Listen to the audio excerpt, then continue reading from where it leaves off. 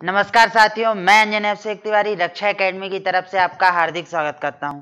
जैसा कि हम पिछली क्लास में हम किसके बारे में पढ़ रहे थे, मोबाइल कम्युनिकेशन के बारे में, कि आप जो अपने हाथ में मोबाइल यूज करते हो उसके द्वारा आप कैसे बात कर पाते हो, किस प्रकार से आप अपने मोबाइल में इंटरनेट यूज करते हो, आप जो अपने हाथ में स्मार्टफोन लेकर चलते हो उस स्मार्टफोन में कौन कौन सी ऐसी चीजें होती हैं और उनसे रिलेटेड हमने क्वेश्चंस भी देखे थे।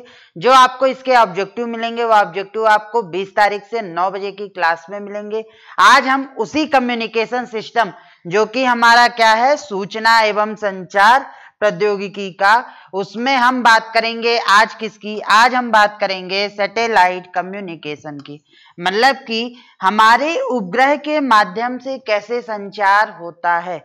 आप अपने घर पे डीटीएच यूज करते हो, वीसैट यूज करते हो, आपने आर्मी में सुना होगा सैटेलाइट फोन, या फिर आपने मूवियों में सुना होगा, मूवी में भी सुना होगा सैटेलाइट फोन। तो आखिर ये सैटेलाइट फोन किस प्रकार से वर्क करता है और हम अपने सैटेलाइट के माध्यम से कैसे कम्युनिकेशन सिस्टम को बनाते हैं, उन सभी चीजों के बारे में आज हम डिस्कशन करेंगे। अगर मैं इस लेक्चर की बात करूं तो सबसे पहले हमें ये जानना है कि आखिर हम इस टॉपिक में कौन कौन से लेक्चर या कौन कौन से चीजों को पढ़ेंगे। तो सबसे पहले अगर हम बात करें तो हम इसमें जो हमारा कंटेंट होगा, कंटेंट क्यों, क्योंकि मैं आपको पता है कि मैं अपनी हर क्लास में कोई भी टॉपिक स्टार्ट करने से पहले एक आपको रोड मैप बनाकर देता हूं कि मैं उस टॉपिक में आपको क्या क्या चीजें पढ़ाऊंगा। मतलब हम कौन कौन सी बेसिक चीजें उसमें कवर करेंगे और कौन कौन सी बातों पर ध्यान देंगे। अब इसी के लिए जब हम चर्चा करते हैं तो हमारा जो रोड मैप होगा उसमें हम सबसे पहले पढ़ेंगे परिभाषा के बारे में कि आखिर हमारा जो उपग्रह संचार व्यवस्था है वो किस प्रकार से जनरेट होता है, मतलब उसमें काम कैसा होता है, उसकी परिभाषा क्या दिया गया। क्योंकि कभी कभी पेपर में आपको ऑब्जेक्टिव क्वेश्चन में आपसे परिभाषाएं भी पूछ ली जाती हैं। परिभाषा के बाद हम वहां पर बात करेंगे कार्य विधि की कि आखिर हम किस प्रकार से एक उपग्रह के माध्यम से अंतरिक्ष में बैठे बैठे संचार करते हैं, मतलब हम बात या कम्युनिकेट कर पाते हैं, इस पर भी चर्चा करेंगे। इसके अलावा तीसरी बात हम इस पे करेंगे ट्रांसपोंडर की। यही आपका सबसे इंपॉर्टेंट पार्ट है, आपको एकदम ये चीजें याद होनी चाहिए क्योंकि हमारे क्या है 12 बैंडविड्थ हैं और ऐसे ही 6 ट्रांसपोंडर हैं। तो इन सभी ट्रांसपोंडर पे जैसे सी बैंड है, केयू बैंड है, के बैंड है, तो ये जो बैंड हैं, ये ट्रांसपोंडर जो है ये होते क्या है, इस पर हम किस प्रकार से बात करते हैं, चर्चा करते हैं, कैसे काम करते हैं, ये सारी चीजें। और ये आपका एक इंपॉर्टेंट पोर्शन है जिस पर आपको ध्यान देना ही देना है। इसके साथ साथ आपको उपग्रह की कक्षाएं कि कौन सा उपग्रह किस कक्षा में वर्क करता है और किस प्रकार से वर्क करता है, घूमता है, वो। पांचवा आपका आता है कि भारत के प्रमुख संचार उपग्रह। अब बात तो आ जाएगी क्योंकि हम पेपर किसका दे रहे हैं, हम पेपर दे रहे हैं इंडिया में दे रहे हैं हम एमपीपीएससी का। और जब हम एमपीपीएससी में इंडिया में पेपर दे रहे हैं तो हमसे भारत के संचार उपग्रह भी जरूर पूछे जाएंगे और हमें उस संचार उपग्रह के बारे में जानना और समझना भी जरूरी है। इसके बाद छठवां हम क्या पढ़ेंगे, छठवां हम पढ़ेंगे वीसैट के बारे में कि आखिर वीसैट होता क्या है। तो अब मैं अगर आपको बताऊं तो वेरी स्मॉल अपर्चर टर्मिनल। ये टर्मिनल कैसा है, जैसे आप डिक्स टीवी देखते हो, आप सोनी टीवी देखते हो, आप आज तक की न्यूज सुनते हो, तो आज तक की न्यूज एक बेस स्टेशन से लाइव होती है और आप अपने घरों में पूरा भारत उसको देखता है, या मैं कह लूं कि पूरा विश्व देखता है। तो क्या हमने विश्व आज तक ने पूरे विश्व में केबल बिछा रखी है? नहीं।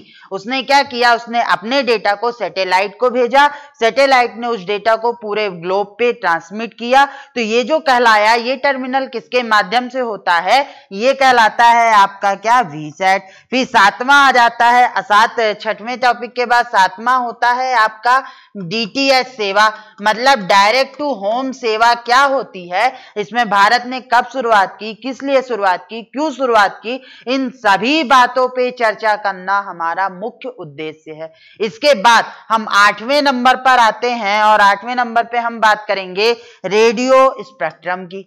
अब जब रेडियो स्पेक्ट्रम की बात आ जाती है तो आपने सुना होगा कि 4G स्पेक्ट्रम घोटाला हुआ, 3G स्पेक्ट्रम घोटाला हुआ या फिर 2G स्पेक्ट्रम घोटाला हुआ। तो ये जो घोटाले होते हैं, आखिर ये घोटाले में स्पेक्ट्रम या रेडियो स्पेक्ट्रम का क्या रोल है, ये किस प्रकार से हुए, इन सभी चीजों पे भी हमें चर्चा करनी है। और लास्ट हम पढ़ेंगे अनुप्रयोग कि हम इसका प्रयोग कहां कहां करते हैं, मतलब कि हमारा जो सैटेलाइट या उपग्रह संचार व्यवस्था है वो कहां कहां यूज होती है, किस प्रकार से यूज होती है, इन सभी बातों पे जो चर्चा करनी है वो चर्चा करेंगे हम कहां पर, यहां पर। तो ये हमारा रोड मैप होगा। आपको इस रोड मैप का स्क्रीनशॉट खींच लेना है और जब तक आप इसका स्क्रीनशॉट खींच रहे हो तब तक मैं आपको बता दूं कि यदि आपने रक्षा एकेडमी ऐप को डाउनलोड नहीं किया है तो आप रक्षा एकेडमी ऐप को डाउनलोड कर लीजिए, क्योंकि उसमें हम आपको फ्री ऑफ कॉस्ट ऑब्जेक्टिव भी दे रहे हैं, उसमें हम सारे ऑब्जेक्टिव का डिस्क्रिप्शन भी दे रहे हैं। आपको बहुत सारी फ्री वीडियो जो यूट्यूब पे आपको ढूंढने में प्रॉब्लम होती है वहां पे मिलती है। आप हमारा टेलीग्राम चैनल भी ज्वाइन कर लीजिए, आप हमारा इंस्टाग्राम और एफबी का पेज भी ज्वाइन कीजिए। मतलब कि कुल मिला के आप जहां जहां हमसे जुड़ सकते हैं जुड़ जाइए, क्योंकि अब हम आपके लिए पूरी तरीके से वो हो चुके हैं, दृढ़ निश्चय हो चुके हैं कि हम आपको प्रीलिम्स के लिए और फिर उसके बाद मेंस और इंटरव्यू के लिए पूरी तरीके से तैयार करें और कम कीमत पे हम ज्यादा चीजें और अच्छी चीजें आपको प्रोवाइड कर सके। मतलब कम पैसे में बेहतर कंटेंट देना हमारी पूरी का पूरा का यही हमारा ध्येय है। और उस बेहतर कंटेंट से आप सिलेक्शन ले जाओ, ये आपका बहुत ज्यादा रोल रहेगा। तो आपको पढ़ना है, हमें पढ़ाना है, तो इस पर बात करेंगे। अब हम चलते हैं आज हम अपने इसके आगे के इस रोड मैप के अगले पे। और सबसे जरूरी बात कि हम जब इस रोड मैप को पढ़ेंगे तो इस रोड मैप में हमें हो सकता है कि हम इस लेक्चर को 3 से 4 क्लास में कंप्लीट करें, तो आपको कंटिन्यू 3 से 4 क्लास को देखना और समझना है। अगर आपने ये 3 से 4 क्लास को नहीं देखा, नहीं समझा, तो आप पूरा का पूरा लेक्चर मिस कर दोगे, क्योंकि बहुत सारी चीजें जरूरी हैं और आपको जानना भी है। तो अब हम चलते हैं अपनी नेक्स्ट क्लास में और नेक्स्ट क्लास के मतलब नेक्स्ट स्लाइड पे, और अब हम बात करेंगे आगे किसकी, परिभाषा की, कि आखिर उपग्रह संचार व्यवस्था क्या होती है। सवाल यही उठता है कि उपग्रह संचार व्यवस्था क्या है। अब ये व्यवस्था क्या है, क्यों है और किस लिए बनाई गई, इन्हीं सारी चीजों पे हम बात करेंगे। तो सबसे पहली बात आ जाती है कि उपग्रह संचार व्यवस्था आखिर है क्या। तो उपग्रह संचार व्यवस्था तो आपको नाम से समझ में आ रहा है, उपग्रह मतलब सैटेलाइट या फिर ऐसा, अगर मैं एक कहूं, एक ऐसा पिंड जो ग्रह के चारों ओर चक्कर लगाता है। अब लोगों के मन में सवाल आता है कि आखिर हम यहाँ पे पिंड बोल रहे हैं तो ये तो हम बात कर रहे हैं प्राकृतिक की। नहीं, आपके प्राकृतिक हो या कृत्रिम हो, कुछ भी हो, अगर कोई वस्तु या पिंड किसी ग्रह के चारों तरफ चक्कर लगाता है तो वो उसका उपग्रह कहलाता है। तो ये हो गया उपग्रह। फिर संचार की डेफिनेशन मैंने बताया था, सूचनाओं का आदान प्रदान करना। सूचनाओं का आदान प्रदान करना क्या कहलाता है, आदान प्रदान करना क्या कहलाता है, संचार कहलाता है। फिर अगली बात आई, यहां पर अगला वर्ड क्या लिखा है, व्यवस्था। मतलब कि इंग्लिश में हम क्या बोलते हैं इसको, सिस्टम, कि हम एक ऐसी तकनीकी रूप से व्यवस्था कर दें कि हम उपग्रह के माध्यम से, जो उपग्रह चारों तरफ, पृथ्वी के चारों तरफ, अगर हम यहाँ पे ग्रह पृथ्वी मान लें तो पृथ्वी के चारों तरफ चक्कर लगा रहा है, उसके द्वारा हम सूचनाओं का आदान प्रदान कर सकें एक जगह से दूसरी जगह, तो वो कहलाएगा आपका क्या, उपग्रह संचार व्यवस्था। तो अब आपको समझ में आया होगा कि उपग्रह के माध्यम से सूचनाओं का आदान प्रदान करना क्या कहलाता है, उपग्रह संचार व्यवस्था। तो अब अगर मैं इसकी एक स्टैंडर्ड डेफिनेशन देना चाहूं तो मैं क्या बोल सकता हूं, मैं बोल सकता हूं कि पृथ्वी के चारों तरफ पृथ्वी के चारों तरफ कक्षा में स्थित, पृथ्वी के चारों तरफ कक्षा में स्थित किसी उपग्रह की सहायता से, किसी उपग्रह की सहायता से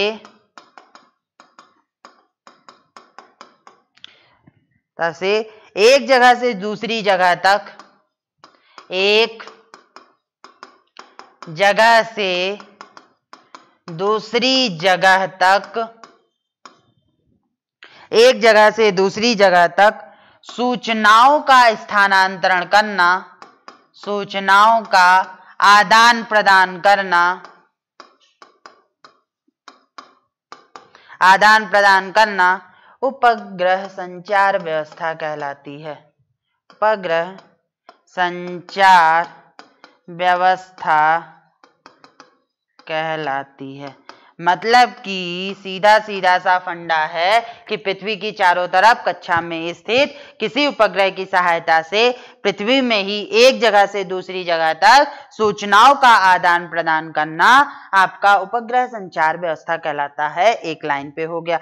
अब अगर मैं इसकी बात करूं तो सबसे पहला सवाल आता है कि ये तो परिभाषा हो गई। अब परिभाषा के बाद अगली बात आ जाती है किसकी? कार्यविधि की, कि आखिर इसका वर्किंग कैसे होता है, वर्किंग प्रोसीजर क्या है, मतलब कि ये वर्क कैसे करता है, इस बात पे आती है। तो देखो क्या होता है कि मान लो ये अर्थ का सरफेस है, ये अर्थ का सरफेस है। मैं यहां से कार्यविधि को रफ कर रहा हूं, एक मिनट। आप समझना, चीजों को बहुत ध्यान से समझना, क्योंकि यहीं से आपका पूरा उपग्रह समझ में आएगा। मान लो कि ये पृथ्वी है, पृथ्वी पे हमने क्या किया, एक टावर लगाया यहां पर और एक हमने टावर लगा दिया यहां पर। अब यहां पे जो टावर लगाया है ये हमारा क्या है, ये हमारा है आपका क्या, सेंडर।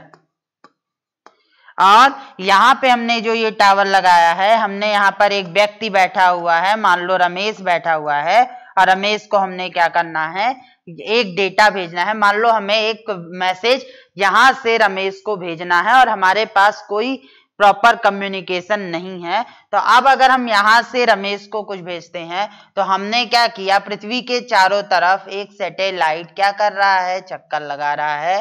तो ये हो गया आपका क्या, सैटेलाइट। अब हमने क्या किया कि जैसे आपका मिरर होता है, प्रकाश की किरणें मिरर से टकराती हैं और रिफ्लेक्ट होके वापस आती हैं, तो उसी तरीके से यहां पर भी क्या होता है कि हमने माइक्रोवेव ली और उस माइक्रोवेव को हमने कहां किया, हमने सैटेलाइट पे ट्रांसफर कर दिया।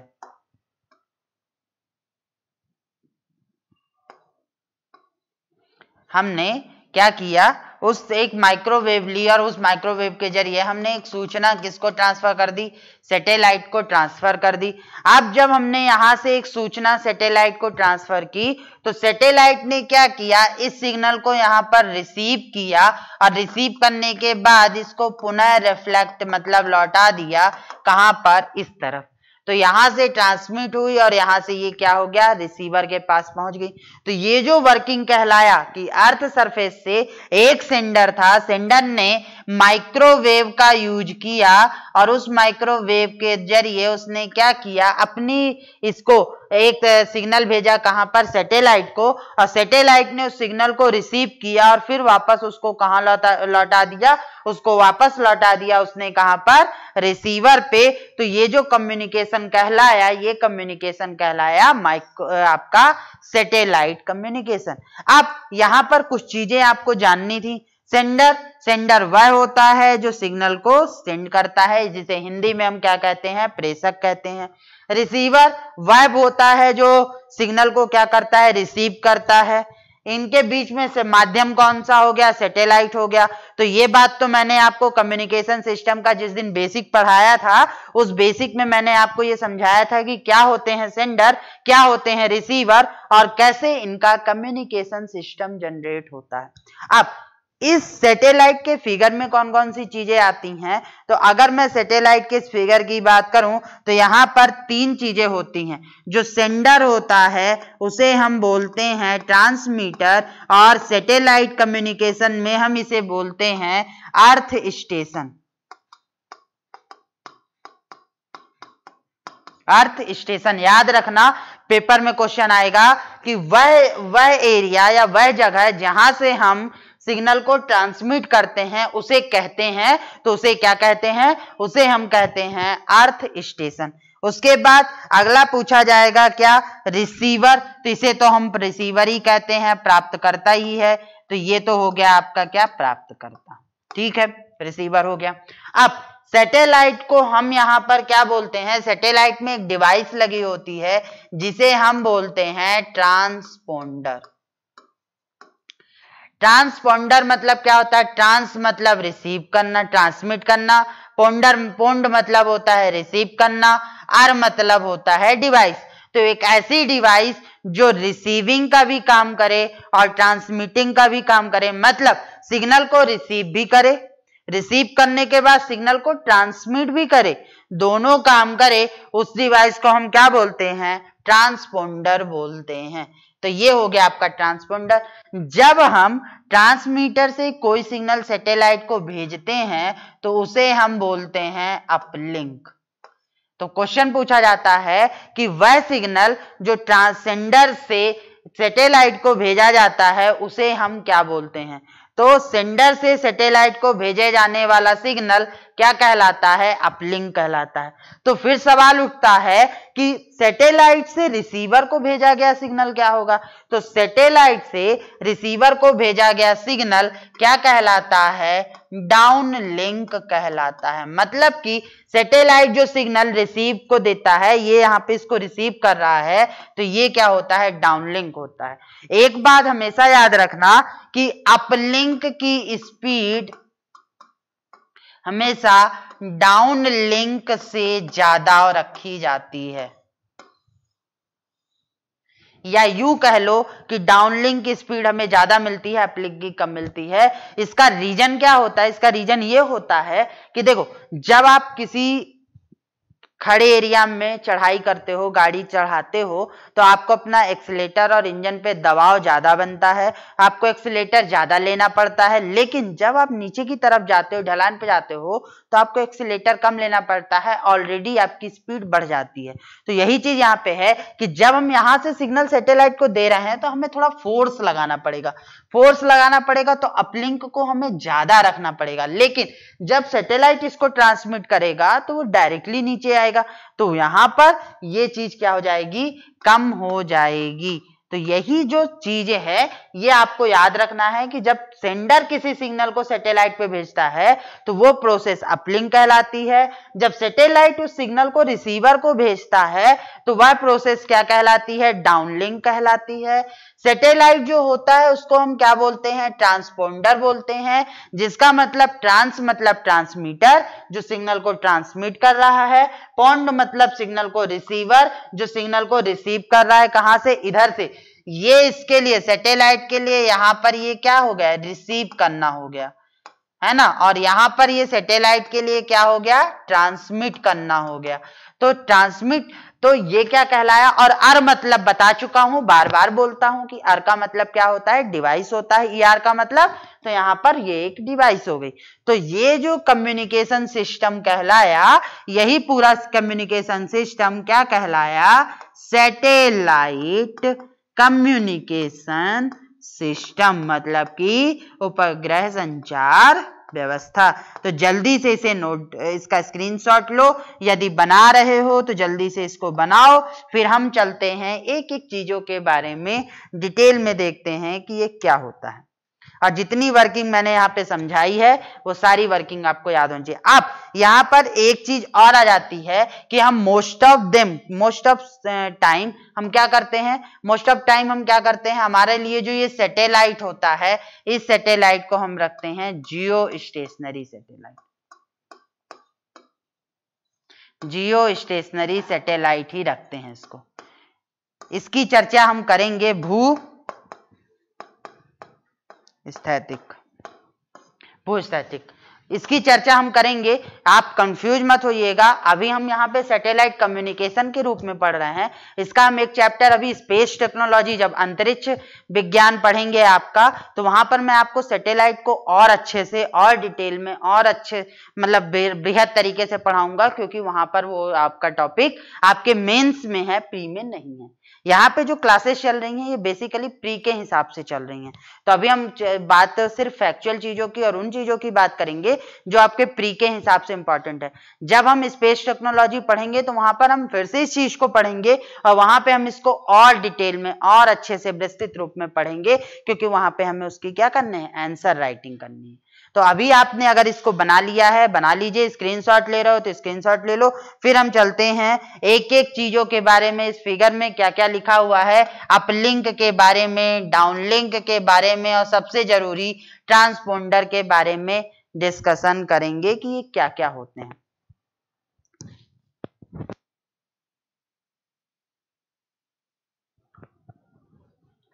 तो अब अगर हमारी बात करें तो अब हम आ जाते हैं अगले उसमें, और अब अगले उसमें हमने बात की यहाँ पर क्या, अब यहाँ पर हमें जो जानना था, सबसे ज्यादा जरूरी जो जानने वाली चीज थी वो क्या है, एक अपलिंक है, एक डाउनलिंक है और एक ट्रांसपोंडर है। आज के लेक्चर में हम सिर्फ इन्हीं तीन चीजों पर सबसे ज्यादा चर्चा करेंगे, क्योंकि अपलिंक, डाउनलिंक और ट्रांसपोंडर ही हमारे लिए इंपॉर्टेंट हैं।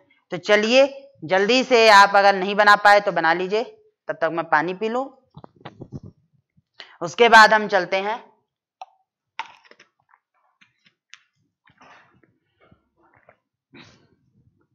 देखिए अब यहां पर मैंने अपने फिगर में जो ये डायग्राम बनाया था कार्यविधि वाला, इसमें सबसे पहले बात की थी किसकी, अपलिंक की। तो आखिर ये अपलिंक होते क्या हैं, तो अपलिंक की बात करूं कि जब हम क्या करते हैं, अर्थ स्टेशन से, जब अर्थ स्टेशन से सैटेलाइट को डेटा ट्रांसमिट करते हैं, सैटेलाइट को डेटा ट्रांसमिट करते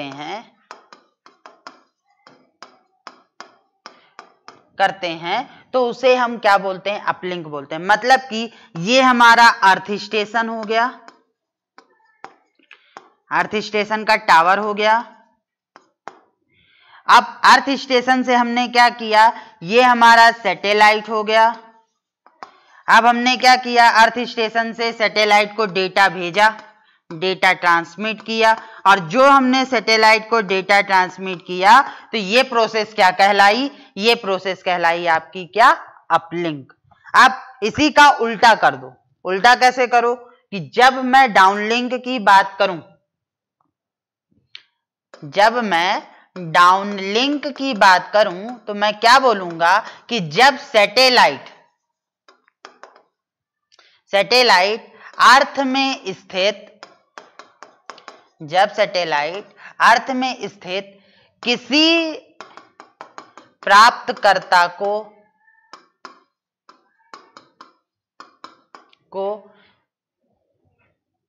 सिग्नल ट्रांसमिट करता है, सिग्नल ट्रांसमिट करता है। मतलब कि डाउनलिंक क्या हो गया कि अब आपका यहां पे हो गया सैटेलाइट, और सैटेलाइट ने क्या किया, यहां पे हो गया आपका एक प्राप्तकर्ता रिसीवर, और इसने क्या किया कि सैटेलाइट ने वही सिग्नल किसको रिपीट कर दिया, रिसीवर को रिपीट कर दिया। तो ये प्रोसेस क्या कहलाई, ये प्रोसेस आपकी कहलाई डाउनलिंक। तो जब सैटेलाइट ने डेटा रिसीवर को ट्रांसमिट करा तो डाउनलिंक कहलाई।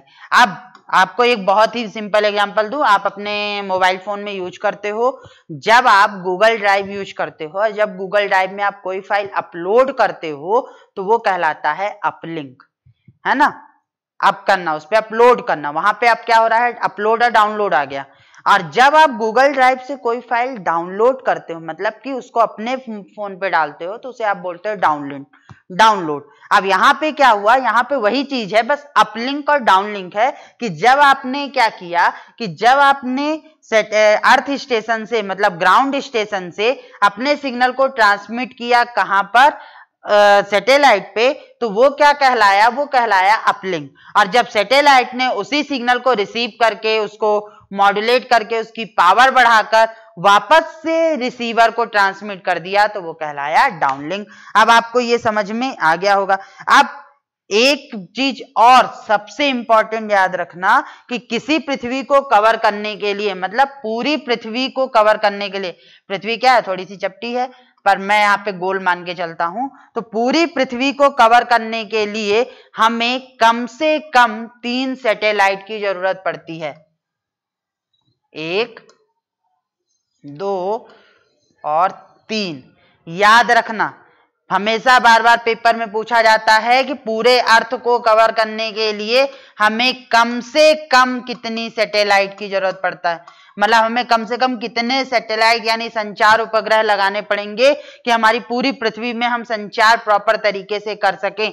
तो वही है, कितने होने चाहिए, 3 होने चाहिए। इसी में एक ब्लाइंड स्पॉट भी आता है। एक ऐसा वक्त आता है कि जब एक सैटेलाइट दूसरे सैटेलाइट को मूव करता है, उस समय आपको क्या होता है कि सिग्नल ट्रांसमिट नहीं होता और वो थोड़ा सा समय जो अपने को मिलता है वो ब्लाइंड स्पॉट कहलाता है। इसके बारे में हम चर्चा करेंगे स्पेस सैटेलाइट पे कि ये होता क्या है। आपने देखा होगा, यदि आपने परमाणु मूवी देखी हो तो उसमें ब्लाइंड स्पॉट का कॉन्सेप्ट आपको बताया गया है।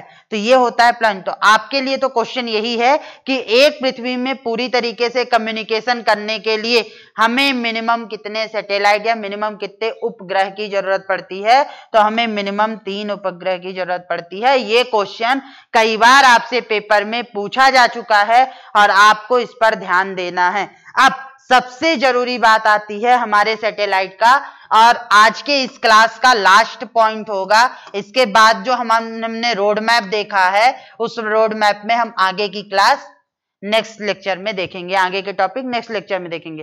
ट्रांसपोंडर, ट्रांसपोंडर कहाँ लगा होता है, सैटेलाइट में। इसे चाहे हिंदी में बोलो चाहे इंग्लिश में बोलो, ट्रांसपोंडर ही होता है। अगर इसका मैं संधि विच्छेद करूं तो ट्रांसपोंडर,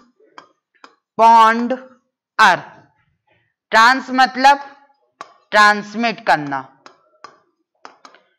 ट्रांसमिट, पॉन्ड मतलब रिसीव करना, और अर मतलब डिवाइस, मतलब एक ऐसी डिवाइस जो अर्थ स्टेशन से सिग्नल को रिसीव करके कहाँ करे, आपके ग्राउंड में ही, अर्थ ग्राउंड पे ही, मतलब पृथ्वी के सरफेस पे ही और लोगों को सिग्नल वो ट्रांसमिट करे, वो क्या कहलाया आपका ट्रांसपोंडर। जैसे मैंने अभी आपको न्यूज चैनल का एग्जांपल दिया था कि आज तक है, आज तक ने लाइव रिकॉर्डिंग की और उस रिकॉर्डिंग को उसने क्या किया, क्या उसने पूरे जितने भी उसके चैनल चल रहे, जितनी भी टीवी चल रही, क्या उसने वायर से सबको जोड़ के रखा है, नहीं। उसने क्या किया, अपने स्टेशन से सिग्नल को ट्रांसमिट कहाँ कर दिया, सैटेलाइट पे किया, और सैटेलाइट ने क्या किया, फिर उसी सिग्नल को उस पूरे पृथ्वी में जहां जहां आपका टीवी लगा हुआ है, जहां जहां वो सिग्नल की फ्रिक्वेंसी सेट है, वहां पे वापस उसको ट्रांसमिट कर दिया। तो जब उसने अर्थ स्टेशन से सिग्नल गया तो इसने इसको रिसीव किया। अगर सिग्नल में जाने में कोई दिक्कत आई, नॉइज ऐड हुई, नॉइज के बारे में बताया था कि क्या हो, जो अनवांटेड चीजें उसमें ऐड होती हैं उसे नॉइज बोलते हैं, नॉइज ऐड हुई उसको हटाया। सिग्नल वीक हो चुका था इतनी लंबी दूरी तय करने में, तो उसको मॉड्यूलेट किया, मॉड्यूलेट करके उसको क्या किया, उसकी पावर को जनरेट किया। फिर पावर को जनरेट करने के बाद उसने ग्राउंड स्टेशन पे सिग्नल को ट्रांसमिट करना भी शुरू किया। तो ये जो प्रोसेस कहलाई, ये कहलाई ट्रांसपोंडर। अब यहीं पे एक सवाल आता है कि क्या हर उसका, मतलब कि हर कंपनी का हर भी जो कम्युनिकेशन सिस्टम है, क्या सबके लिए अलग अलग हमें सैटेलाइट लगाना पड़ेगा? नहीं। इसके लिए सरकार ने अपने कुछ सैटेलाइट बना रखे हैं, जैसे इनसैट और जीसैट। इस प्रकार से इन सैटेलाइट पे वो रेडियो स्पेक्ट्रम के माध्यम से फ्रिक्वेंसी को लाइसेंस देता है, और फिर उसी फ्रिक्वेंसी में हम अपने सिग्नल को क्या करते हैं, मैसेज सिग्नल को ट्रांसमिट करते हैं। तो ये जो पूरी कहलाई, ये ट्रांसपोंडर कहलाया। तो ये एक प्रकार से क्या है, सर्किट बोर्ड होता है। इस सर्किट बोर्ड में क्या क्या होता है, इस सर्किट बोर्ड में ये सबसे पहला काम क्या करेगा। अब अगर ट्रांसपोंडर के वर्क की बात की जाए, कार्य की बात की जाए, तो सबसे पहला काम ये क्या करेगा, अर्थ स्टेशन से जो सिग्नल गया उसको रिसीव करना। सबसे पहला काम तो जो अर्थ स्टेशन मतलब आपका जहां से मान लो आज तक का मैं एग्जांपल दे रहा था, तो आज तक ने जो सिग्नल ट्रांसमिट किया तो उसे उसने क्या किया, रिसीव किया। पहला काम तो रिसीव हो गया।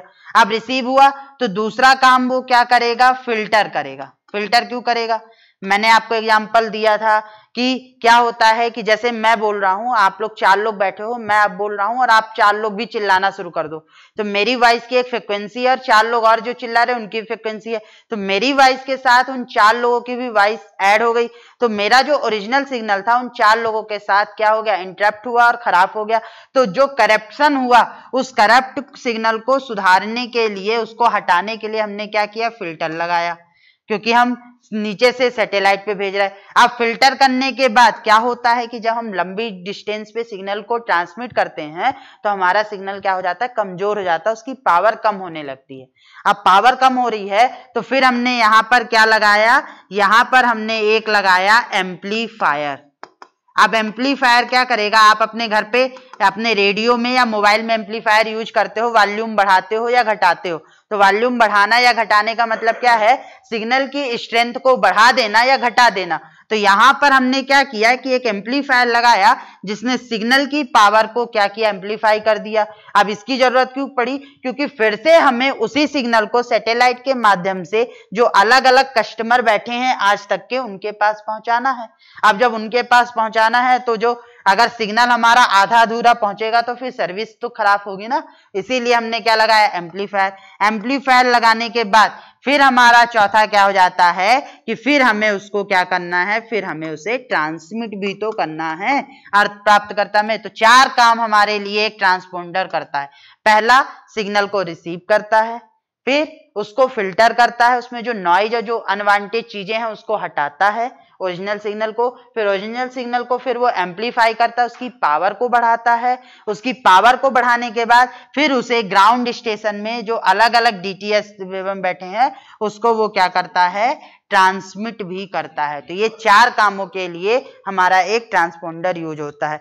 अब अगर हम बात करें तो हमारे जो ट्रांसपोंडर होते हैं, हम 12 प्रकार के ट्रांसपोंडर यूज करते हैं जिन्हें हम बैंड के नाम से जानते हैं। और आपको ये याद रखना है कि ये 12 बैंड जो आपके होते हैं, मतलब ये जो आपके मोस्टली जो 7 हैं, इंपॉर्टेंट 7 होते हैं, तो ये जो 7 बैंड हैं इनका काम क्या है, किसकी कितनी फ्रिक्वेंसी है और कौन सा किस यूज के लिए होता है। तो ये अलग अलग सैटेलाइट पे अलग अलग तरीके के जो सैटेलाइट यूज करते हैं हम कम्युनिकेशन में, उसमें हम अलग अलग यूज करते हैं। तो सबसे पहले इस लिस्ट को आपको याद रखना है। तो पहला होता है एल बैंड। पहले बैंड का नाम है सबसे स्टार्टिंग, और याद रखना क्योंकि कभी कभी पेपर में आपको इसके क्रम में, फ्रिक्वेंसी के आधार पे क्रम में लगाने को भी कह सकता है। तो एल बैंड की जो फ्रिक्वेंसी होती है 1 to 2 गीगाहर्ट्ज होती है, और इसका यूज हम करते हैं मोबाइल सैटेलाइट सेवा में। याद होगा, आपने मूवियों में देखा होगा या उसमें सुना होगा कि सैटेलाइट फोन, तो वो जो सैटेलाइट फोन के लिए जो हम बैंड यूज करते हैं वो बैंड कौन सा होता है, एल बैंड। एल बैंड के बाद अगला होता है एस बैंड। एस बैंड की फ्रिक्वेंसी होती है 2 से 4 गीगाहर्ट्ज, और ये जो 2 से 4 गीगाहर्ट्ज है इसका प्रयोग हम करते हैं कहां पे, टीवी में, रेडियो में। टीवी और रेडियो में जो करते हैं वो क्या होता है, एस बैंड होता है। एस के बाद अगला बैंड होता है सी, जो कि 4 से लेकर 8 होता है, जिसमें हम क्या करते हैं, दूरसंचार और फिक्स्ड सैटेलाइट जो सेवा होती है, फिक्स्ड सैटेलाइट जो सेवा है उसके लिए जो हम कम्युनिकेशन करते हैं एफएससी, कि हमारा सैटेलाइट फिक्स होता है, उसके लिए हम यूज करते हैं सी बैंड। सी बैंड के बाद अगला बैंड आ जाता है एक्स बैंड। एक्स बैंड की फ्रिक्वेंसी होती है 8 से 12.5 गीगाहर्ट्ज, और इसका प्रयोग हम करते हैं सैन्य अनुसंधान में, मतलब आर्मी में मोस्टली हम इसी बैंड का यूज करते हैं।